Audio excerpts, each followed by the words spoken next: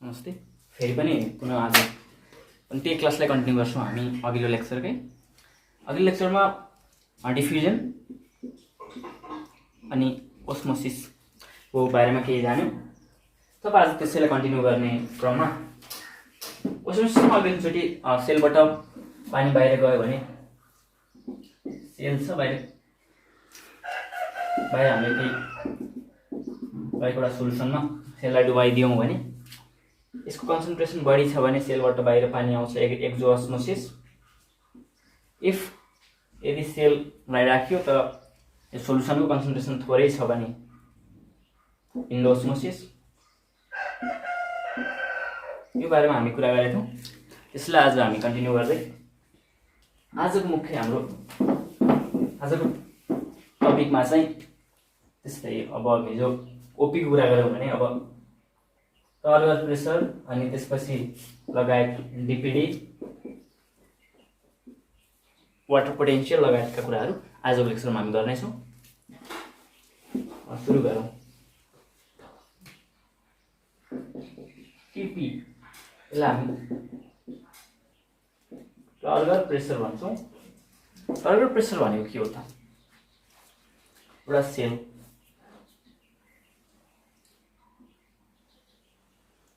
एउटा सेल त्यसको cell wall हो, यो सेल मेम्ब्रेन र पुरै सेललाई हामी के भन्न सकिन्छ? प्रोटोप्लास्ट भन्न सकिन्छ।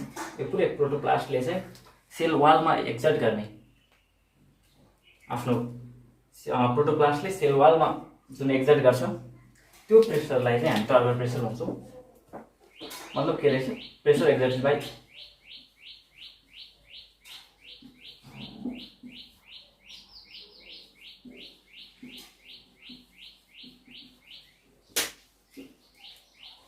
सेल वाल, पुरै प्रोटोप्लास्ट।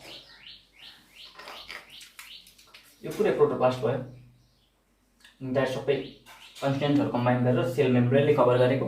यसले सेलतिर धकाल्ने जुन प्रेसर छ त्यसलाई टर्गर प्रेसर भनियो। यस्तै यसले जुन जति प्रेसरले सेललाई उता धकाल्छ त्यति नै गरेर वालले पनि रियाक्सन फोर्स प्रदान गर्छ प्रोटोप्लास्टतर्फ। जति यसले यता धकाल्छ त्यो वालले प्रदान गर्ने वालबाट हुने जुन रियाक्सन फोर्स छ, रियाक्सन प्रेसर छ यो टर्गर प्रेसरको विरुद्धमा, त्यसलाई हामीले वाल प्रेसर भनिन्छ। वाल प्रेसर इज नथिङ, केही पनि होइन, यसको जस्ट एउटा यसले यता धकाल्यो त्यसको रियाक्सन फोर्सको रूपमा यसले चाहिँ आफूले प्रोड्युस गर्यो। वाललाई यसले धकाल्यो, वालले यसलाई धकाल्यो भनेपछि त्यसैको रियाक्सन भएको हुनाले wall pressure is equals to turgor pressure. WP र टिटी बराबर हुन्छ। यही कुरा हो टर्गर प्रेसरमा। सेललाई टर्गर प्रेसरले सेललाई टर्जिडिटी दिने काम गर्छ, सेललाई निश्चित सेप दिने काम गर्छ। थप टर्गर प्रेसरको युज भन्दाखेरि टर्जिडिटीको युज त्यही अब सेलको एउटा फिक्स सेप हुने भयो र यो जस्तो टर्चमिनट प्लान्टमा सिस्मोनास्टिक यो जुन मुभमेन्टहरू छ त्यसमा पनि टर्जिडिटीको काम छ। एउटा एकछिन टर्जिडिटी हुन्छ, एकछिनपछि टर्जिडिटी लस गर्छ र यता एकचोटि सेल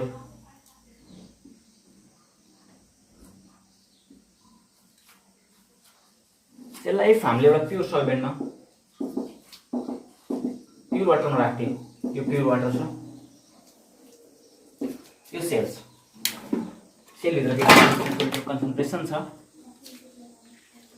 मतलब अब सेल अब यो पानी कता जान खोज्छ? प्योर वाटर भएपछि सेलभित्र जान खोज्छ, के थ्रु भित्र जान खोज्छ। हिजो हामीले कुरा गरेका थियौँ सेलभित्र कुनै सल्युट छ प्योर वाटरमा राखिदियो भने के हुन्छ? अस्मोटिक प्रेसर डेभलप हुन्छ, ओपीको थ्रु यो भित्र जान खोज्छ र सेलले यता एउटा फोर्स एक्जर्ट गरिरहेको छ, टर्गर प्रेसर।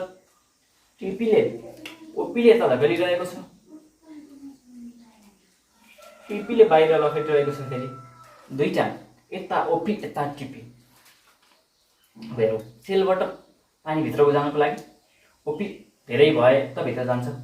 टिपीले यता धकेलिरहेको छ, ओपीले यता धकेलिरहेको छ, मतलब एउटा सेलभित्र पानी कुन फोर्सले जान्छ?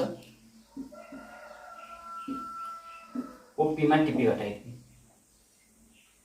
ओपी धेरै भयो, टिपी थोरै भयो, मतलब सेलभित्र पानी पस्छ र यो फोर्सकै नाम नै के हो? डिपिडी, डिफ्युजन प्रेसर डेफिसिट हो। के रहेछ त डिपिडी भनेको? It is suction pressure.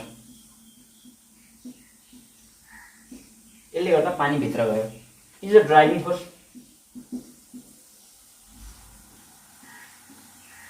For water absorption. It is a driving force for water absorption. DPD के कारणले पानी भित्र गयो, यो कुरा भयो। जस्ट डिपिडी कुरा बुझियो भनेपछि ओपीले मात्रै निर्धारण गर्दो रहन्छ पानीभित्र जानको लागि। त्यहाँ अर्को टिपी भन्ने चिज पनि छ, दुईटाको difference OP minus TP. DPD मतलब डिपिडीले गर्दा पानीभित्र जाँदो रहेछ। DPD acts as suction force. DPD suction pressure हो। डिपिडीको थ्रु पानीभित्र पस्दो रहेछ। यो कुरा हामीले पत्ता लगायौँ। अब कुरा गरौँ।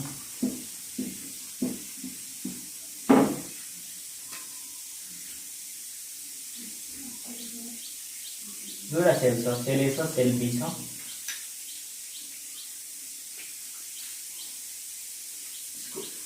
ओपी 6 एटीएम प्रेसर, इसको टीपी 4, इसको पी 5, इसको टीपी 2। अब हेरौँ पानी कताबाट कुन सेलबाट कता जान्छ, पानी कताबाट कता जान्छ। जस्ट हेरौँ के पानी बीबाट यतिर जाने हो कि पानी एबाट बीतिर जाने हो। यसको लागि हामीले सुरुमा सक्सन फोर्स भनेको डिपिडी अहिले भर्खर कुरा गरिरहेको छौँ। अब डिपिडी निकाल्नु पर्यो। डिपिडीको मतलब ओपी माइनस टिपी। डिपिडी के हुन्छ त हेरौँ। यसको डिपिडी कति?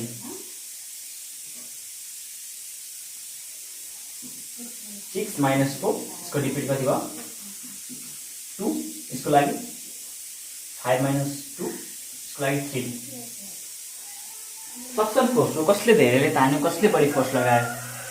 जब एउटा अब्जेक्ट छ, यतापट्टि 3 न्युटन बल लगायो, यतापट्टि 2 न्युटन लगायो भने अब्जेक्ट कता जान्छ? अभियसली 3 न्युटनतिर जान्छ। जसले धेरैले तान्यो त्यतातिर जान्छ। त्यस्तै हो यहाँ पनि। यता 2 डिपिडी, यसको सक्सन फोर्स 2 छ, यसको सक्सन फोर्स 3 छ भनेपछि सेलको पानी एबाट बीतिर जाँदो रहेछ।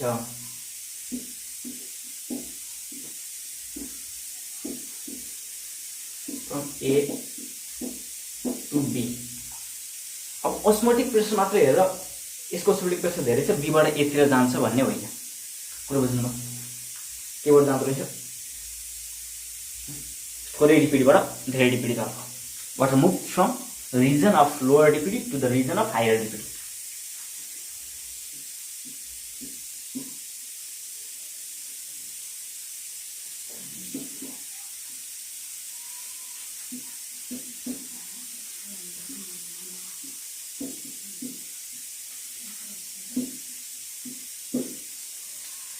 Water moves from the region of lower DPD to higher DPD. This is the question I have suppose.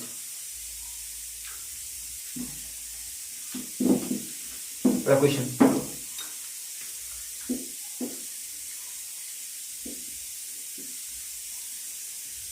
Cell absorbs water due to option of OP, B मा DPD, C मा SP भनेको suction pressure,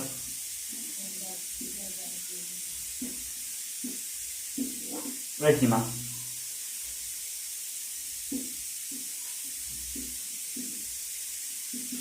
D भने यो क्वेशनको answer. Cell absorbs water due to OP. ओपीले मात्र त होइन, टिपी पनि हुन्छ। जस्तो ओपीले मात्रै भएको भए बीबाट यतिर जानु पर्थ्यो, जुन करेक्ट होइन। सो द्याट ओपी होइन। Cell absorbs water due to as DPD is the answer. DPD answer हो। डिपिडी आन्सर भन्दैमा डिपिडी मा टिक नलगाइहालौँ। अरू अप्सन पनि हेरौँ। सक्सन प्रेसर डिपिडीकै अर्को नाम नै सक्सन प्रेसर हो डिपिडीकै। यो दुईटा कुरा एउटै भयो भनेपछि डीमा के छ both B and C, answer केवल डी। सबैले बुझ्नु होला क्वेसन। अझै डिपिडीको बारेमा थप कुरा गर्दै गरौँ।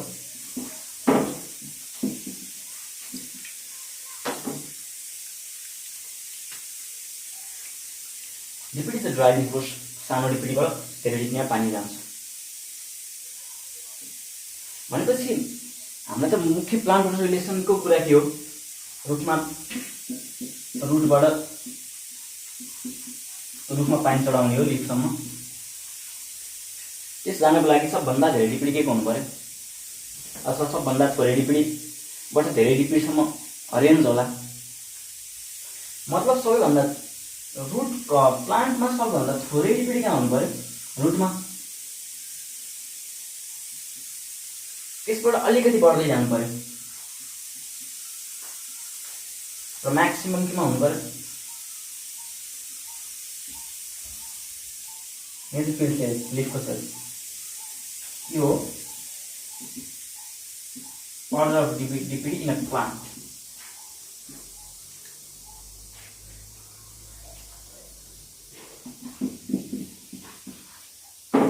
Order of DPD in a plant. अब हेरौँ है, वाल प्रेसरको कुरा पनि गऱ्यौँ, टर्बो प्रेसरको कुरा पनि गऱ्यौँ र डिपिडीको पनि केही कुरा गऱ्यौँ, अझै गर्दैछौँ।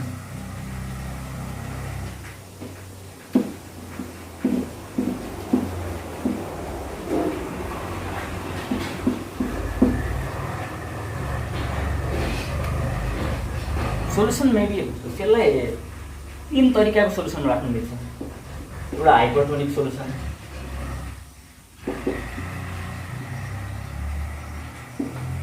एउटा छ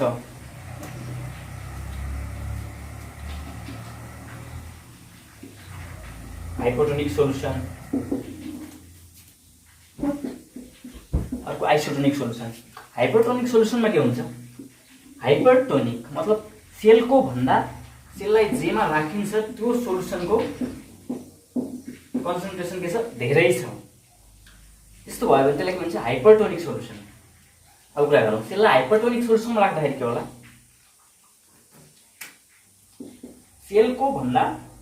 सेललाई राखिएको सोल्युसन कन्सन्ट्रेसन धेरै छ। थोरै कन्सन्ट्रेसन अफ सोल्युटबाट धेरै कन्सन्ट्रेसन अफ सोल्युटतर्फ पानी निस्किन्छ। हामीले हिजो अघिल्लो लेक्चरमा पनि कुरा गरेका थियौँ। भनेपछि हाइपरटोनिक सोल्युसनमा के हुँदो रहेछ त? एक्जोस्मोसिस।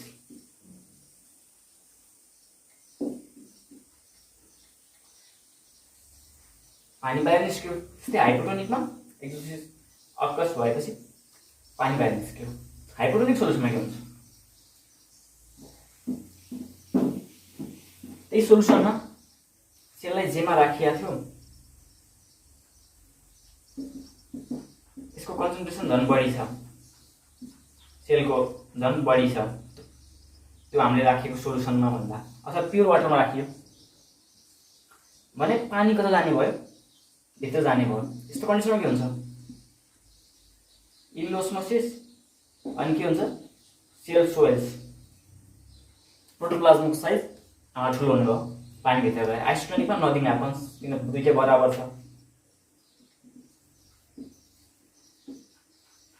यो थियो हाइपोटोनिक र आइसोटोनिकको कुरा।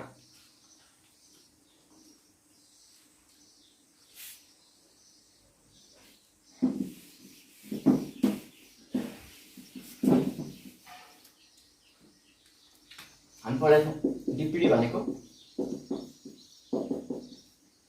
OP minus टिपी। सेलमा पानी पस्दै थियो, हाइपोटोनिक सोल्युसन हामीले राख्दियौँ सेललाई, सेलमा पानी पस्दै थियो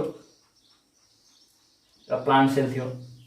यदि सेलमा पानी पस्दै गयो भने उसको त लिमिट छ नि त, पानी गइरहन सक्दैन, किन सेल वाल त त्यस्तो बढी सेल वाल स्ट्रेचेबल त छैन। पानी पस्दै थियो, जब यो पूर्ण रूपले फुल्छ सेल वालले रेस्ट्रिक्ट गर्छ र यो प्रोटोप्लास्ट फर्दर स्ट्रेच हुन पाउँदैन। त्यो कन्डिसनलाई के भनिन्छ? त्यो कन्डिसनको सेललाई भनिन्छ टर्जिड सेल। यसमा के हुन्छ? टर्जिड सेलमा अब पानी पुरा पसिसकेपछि त्यसले कुनै सक्सन फोर्स क्रिएट गर्दैन, मतलब अब पानी त्यहाँ पस्नु सम्भव छैन। So DPD is zero. DPD zero भइसकेपछि के हुने भयो त? डिपिडी जेरो भनेपछि ओपी कसो TP, that is for turgid cell. Turgid सेलको लागि डिपिडी जेरो भइसकेपछि ओपी बराबर टिपी हुने भयो, मतलब अब कुनै पनि पानी यसमा पस्दैन। यो कुरा त हामीले प्लान्ट सेलको लागि गरियो। यदि यसैमा यदि एनिमल सेल थियो जसमा सेल वाल छैन, सपोज आरबिसीलाई हामीले प्योर वाटरमा राखियो,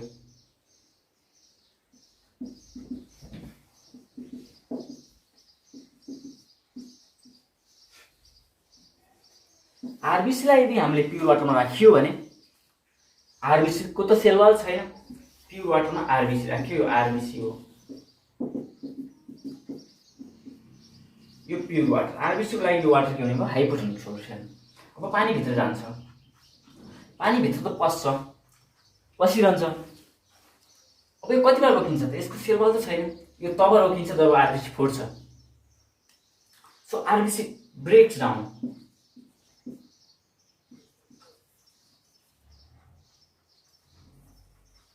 आरबिसी फुट्छ if it is place in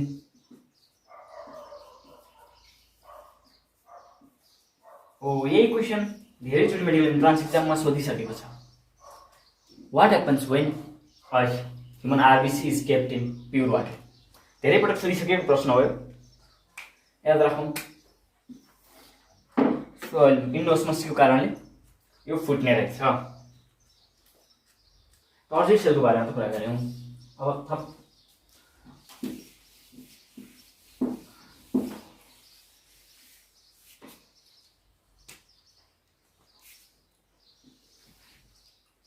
plant sale छ, यसबाट पानी यदि निकाल्यौँ हामीले, पानी निकाल्यौँ, यो मजाले यसले यो सेल वालमा अट्याच भइ यसले निक्लिन सक्ने जति पानी निस्किसक्यो, जसले गर्दा यसको यसले प्रोटोप्लास्टले सेल वालमा दिने प्रेसर टर्गर प्रेसर यति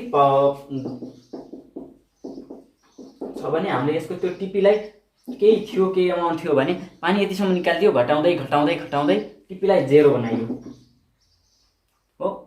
मतलब अब टिपी जेरो छ, यसले सेल यो प्रोटोप्लास्टले सेल वालमा कुनै फोर्स लगाएको छैन। यो कन्डिसनको सेललाई हामीले भनिन्छ फ्ल्यासिड सेल। फ्ल्यासिड सेलमा के हुने रहेछ त? टिपी जेरो छ,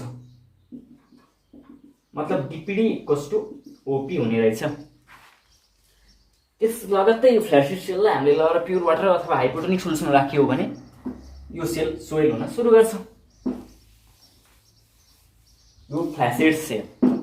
हामीले टर्जिड सेलको पनि कुरा गऱ्यौँ, फ्ल्यासिड सेलको पनि कुरा गऱ्यौँ डिपिडीमा।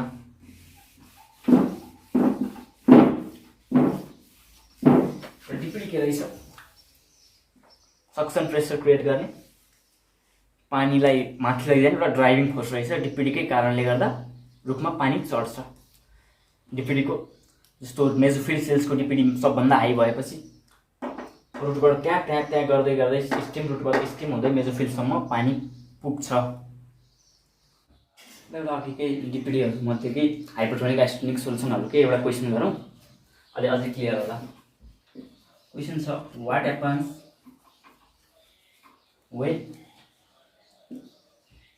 when a cell is kept in hypertonic solution? इसका अप्सन्सहरु यस प्रकार छन्। OP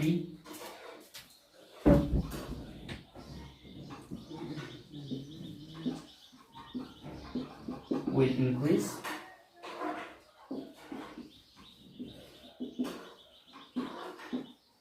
cell will decrease, OPF cell will decrease, सीमा छ TP of cell will increase, DP of cell will short option what happens भने cell is kept in hypertonic solution. यसको solution गरौँ है त। Hypertonic सोल्युसनबाट सेललाई राखियो, एउटा सेल छ,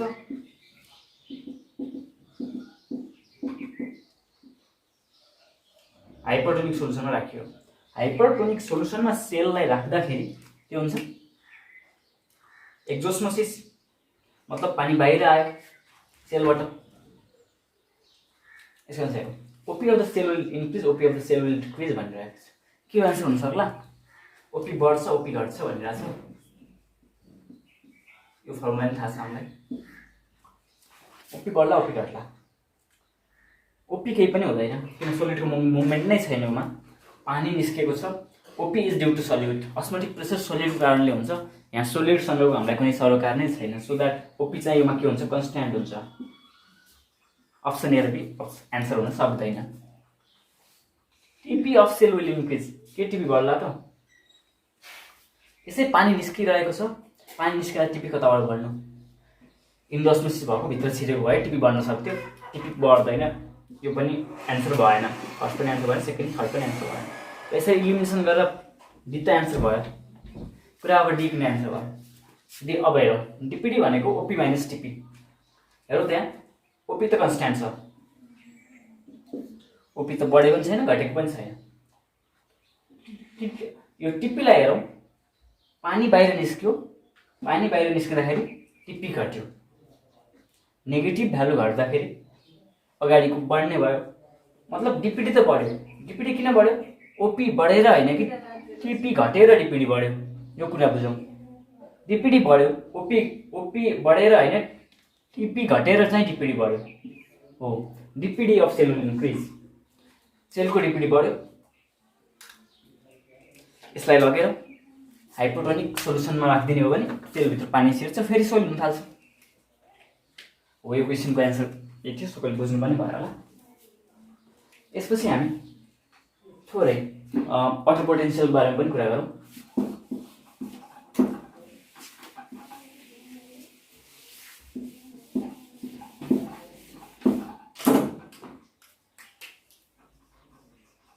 water potential denoted by a Greek letter psi. Water potential हिजो मैले डिफ्युजनको पढाउँदा अलिकति फ्री एनर्जीको कुरानी गरेको थिएँ, फेरि त्यो फ्री एनर्जी कुरा यता पनि आउनेवाला छ। वाटर पोटेन्सियल सुरुमा यसको एउटा डेफिनेसन लेखौँ। वाटर पोटेन्सियल भनेको के? वाटर पोटेन्सियललाई इङ्ग्लिसमा डेफिनेसन अनुसार के भन्छ भन्दा it is the difference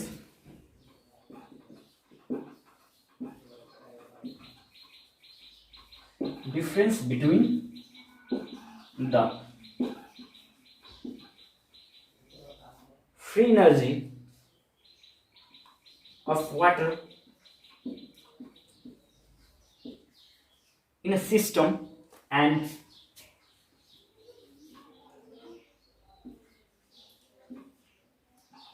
free energy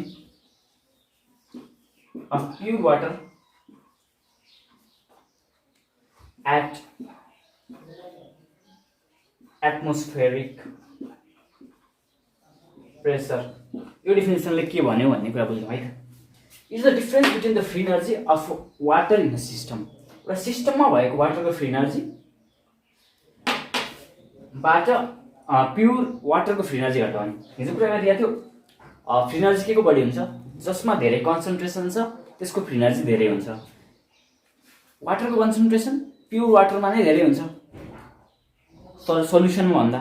सोल्युसनमा तपाईँको सल्युट पनि आएर थपिएको हुन्छ। प्युर वाटरमा धेरै कन्सन्ट्रेसन अफ वाटर, खास वाटरलाई वाटर पोटेन्सियल रूपमा लिइन्छ कन्सन्ट्रेसन भन्दा पनि है, त्यही कुरा नै वाटर पोटेन्सियल हो।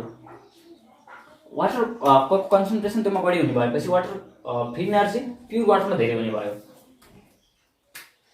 अनि फ्री एनर्जी प्युर वाटरमा धेरै हुने भयो जब सोल्युट हाल्दै गइन्छ त्यसको फ्री एनर्जी घट्छ हो। त्यही कुनै सिस्टममा कुनै सोल्युसनमा भएको फ्री एनर्जीमा प्युर वाटरको फ्री एनर्जी घटायो भने वाटर पोटेन्सियल आउने रहेछ।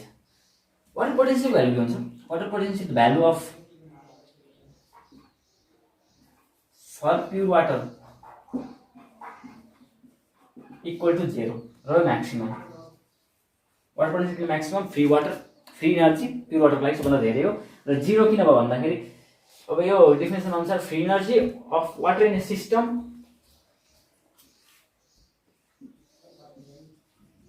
एउटा फ्री इनर्जीबाट अर्को फ्री इनर्जी घटाउने यता पनि प्योर वाटर यता पनि प्योर वाटर दुईटै equal so that psi for pure water is 0 र यो म्याक्सिमम भनेपछि सोल्युट हाल्दै गर्दाखेरि वाटर पोटेन्शियल घट्छ decreases on adding solute भनेपछि the water potential of all the solutions are negative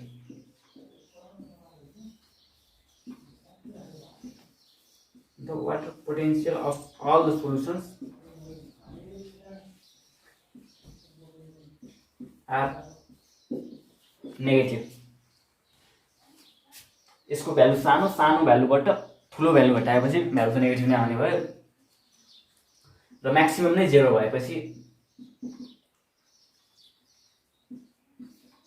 solid हाल्दै गर्दा घट्दाखेरि 0 बाट तल जाँदाखेरि नेगेटिभ हुने भयो यही कुरा वाटर पोटेन्शियल आजकल वाटर पोटेन्शियललाई अर्को डीपीडी को टर्ममा पनि लेख्ने गरिन्छ डीपीडी को सट्टा वाटर पोटेन्शियल लेख्ने पनि चलन छ के यस्तो के कुराहरु हैन र स्केलमा प्योर वाटर को लागि म्याक्सिमम छ 0 मा म्याक्सिमम वाटर पोटेन्शियल छ हामीले यसमा के सोल्युट थप्यौं भने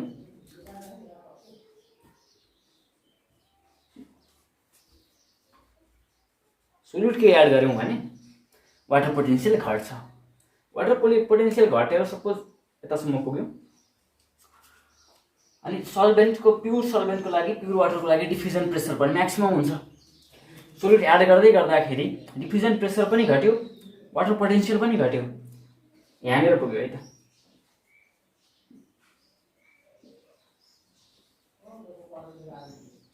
यसको साइड यहाँनेर पुग्यो यसको डिफ्युजन प्रेसर पनि घट्यो यदि वाटर पोटेन्शियल घट्यो यदि यसको डिफ्युजन प्रेसर घट्यो वाटरको भने डिफ्युजन प्रेसर घट्दै गर्दा त डिफ्युजन प्रेसर डेफिसिट त बढ्छ सपोज 100 थियो पहिला डिफ्युजन प्रेसर अब 70 पुग्यो भने डिफ्युजन प्रेसर डेफिसिट 30 हुन्छ अझै 60 पुग्यो भने 40 हुन्छ यता डिफ्युजन प्रेसर घट्दै गर्दाखेरि डिफिसिट त बढ्दै गर्छ त्यही कुरा हामी गरौँ यो भ्यालु यता जाँदै गर्दा डीपीडी को भ्यालु चाहिँ यता यो नेगेटिभ तिर छ भने यता पोजिटिभ तिर डीपीडी बढ्दै जान्छ सो दैट आजकल डिफ्युजन प्रेसर डेफिसिटलाई